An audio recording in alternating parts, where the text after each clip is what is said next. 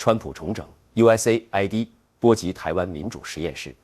这次川普政府的动作非常大，停职上百名员工，甚至关闭了 USAID 官网。这代表什么？这其实凸显了川普政府对联邦开支的强硬态度。他认为 USAID 长期存在资金浪费和效率低落的问题，再加上马斯克担任高级顾问，他的作风一向是雷厉风行，针对这种大型援外机构进行大刀阔斧的改革，也不令人意外。这次事件还波及到了台湾，包括民主实验室与黑熊学院，甚至涉及立委沈伯洋，大家怎么看？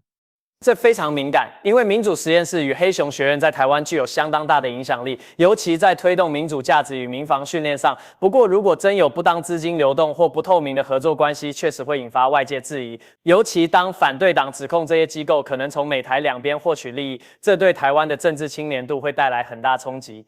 我想补充一下，其实美国在全球推动民主发展并非新鲜事 ，USAID 也一直是这个使命的推手。但这次问题在于资金流向是否真正用于正当用途，尤其是当牵扯到与乔治·索罗斯有关的组织时，这会引发一些政治敏感性。台湾国内反对党已经针对黑熊学院的民防预算提出质疑，认为可能有图利特定团体的问题，这是否会对执政党造成压力？肯定会，尤其在目前台湾政局动荡的情况下，这类争议一旦发酵，很可能会成为反对党攻击的焦点。政府若无法清楚说明资金流向，甚至有机密预算的问题，对执政当局的信任会是一大挑战。这也提醒我们，民主国家在资金透明度与问责之上的重要性。即使是出于善意的援助，如果监督机制不够严谨，也容易引发质疑，甚至被操作成负面议题。